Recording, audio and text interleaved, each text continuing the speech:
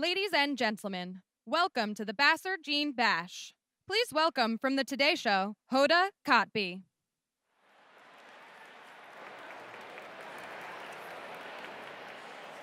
Hello, everybody. Hi, everybody. Please take your seats. Hi, everybody. Welcome. Please take your seats.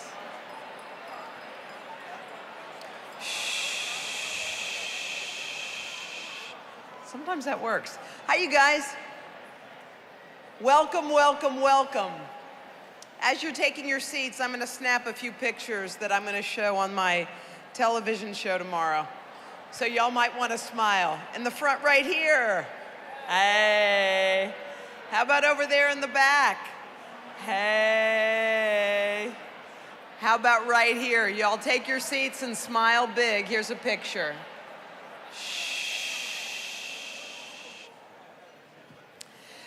You guys, welcome to a very, very special evening celebrating 5 years of progress at the Basser Center.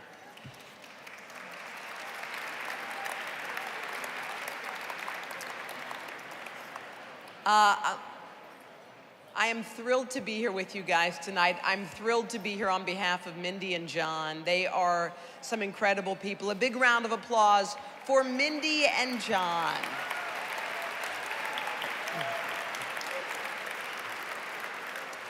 I stand before you as a cancer survivor myself, and I think like a lot of us, and I'm sure there are lots and lots of cancer survivors in this room, your life changes in a minute.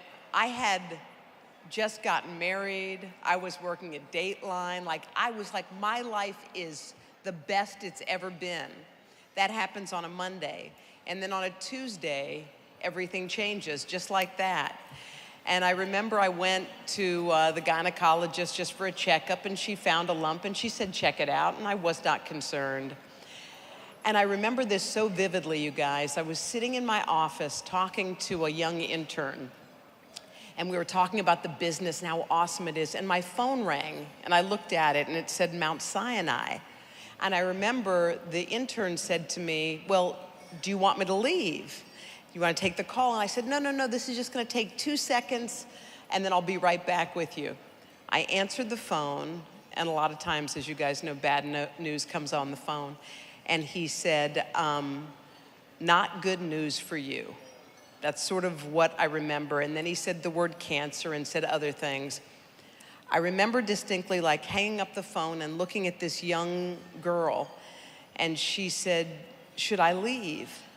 And I said, yeah. And she said, before I go, can I ask for a favor? And I said, sure. And I thought she wanted me to, maybe take a picture or sign something.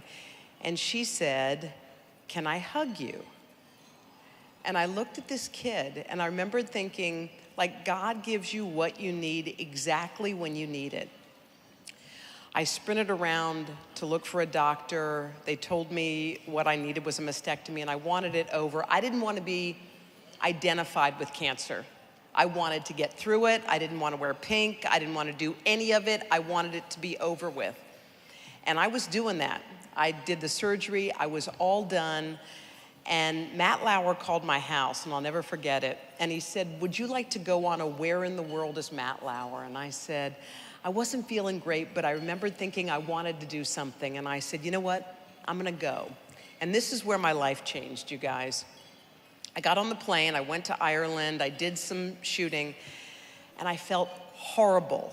On the way home, I was sitting in my seat, my airplane seat, and I wanted to put my headphones in and go to bed. I was so tired, and I felt horrible. And this is when a stranger can change your life. A guy next to me, when my earbuds were right here, a guy next to me goes, how you doing? I go, good. He goes, oh my gosh, are you on one of those, morning shows? I go, yeah. He goes, is Al Roker funny? I go, yeah, Al Roker's funny. He goes, how about Matt Lauer? I go, Matt's nice. I was so tired, and I was sitting next to Jaws, and I looked at this guy, and he was so friendly, though, and he kept talking, and I kept talking. He said, what's that on your arm? I said, it's a compression sleeve. He said, "What's it for?" And I said, "Well, I had a procedure and the doctor said I should wear it." He said, "Well, what was your procedure?" I said, "Oh, well, I had an operation. The doctor said I should wear it." He goes, "Oh, that's weird. What was the operation?" I said, "Okay, I'm gonna tell you something. I have breast cancer." And I said, "But I hope when you get off this plane, you don't say, 'Wow, I sat next to a girl with breast cancer.' I said, 'I hope there are other things you think of.'" He looked at me and he said, "What is wrong with you?" I said, "What?" He said, "What is wrong with you?" He said, "Breast cancer's part of you. It's like going to college or getting married or working at NBC." He said, "I'm gonna give you some advice and then you can fall asleep." I said, "Okay." I will never forget what he said to me. He said, "Don't hog your journey. It's not just for you." He said, "Think of how many people you could have helped on the plane ride home." He said, "You can put your stuff deep in your pockets and take it to your grave, or you can help somebody. Choice A or choice B." So for Ken Duane, that cool guy on the plane, I learned a couple of things. Number one, I learned that my life has margins and it's to be valued and not wasted. So I stopped wasting time. Like I held on so tightly to all the things I loved and got rid of the things I didn't. So I got divorced shortly after that. You know what? Your life snaps into focus, doesn't it? You're like, wait, what am I doing here with that? The other thing I learned is if you survive cancer or anything, you get 4 words. And your 4 words are, "You can't scare me." They are powerful. They hit me kind of in the middle of the night. And around that time, they were starting a new hour of the Today Show, a 4th hour. And I did something I had never done before. Usually I worked really hard and hoped they noticed me. I'd be like, "Look at me, working hard, maybe I'll get a raise." I decided I was gonna go ask for that job. And I went up to Jeff Zucker's office and I said to him, "You can't scare me, blah, blah, blah, blah." And I ended up getting hired for that job. And I thought, if I hadn't have gotten sick, I wouldn't have had the guts to do it. And I wouldn't be where I am today with now a great man and the most beautiful little girl.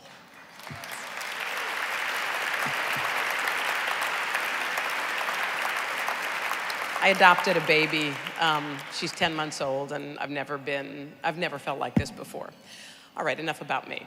All right, so I am thrilled to be here on this just momentous evening. And when I think of Fearless, I actually think of Mindy and John Gray. They took a personal moment of devastation, the loss of Mindy's beautiful and beloved sister Faith, and they turned that into an opportunity to focus, to look fear straight in the face and choose progress instead. Well, 5 years ago, they did something extraordinary. They created the Basser Center. It is a global hub dedicated to eradicating the effects of the BRCA-related cancers. So tonight, we are asking you to have the courage to take a look at your genes. And I'm not just talking about those jackets. Did you guys see the Levi jean jackets over there? Okay, those are hot. And although I do recommend you buying those because 100% of the proceeds go to benefit the Basser Center for BRCA. So what I'm asking you to do, though, is to check your history, uncover your risks, and encourage others to do the same, because that is something that could save your life. So to kick off this evening's program, we have a short animated film narrated by Pierce Brosnan that illustrates what BRCA is and the work that the Basser Center is doing. Take a look. After tonight, that film will live on Basser.org, and we encourage you to share that with your friends and family. And now, I have the distinct privilege of welcoming to the stage the incredible founders of the Basser Center. Everybody, this is Mindy and John Gray.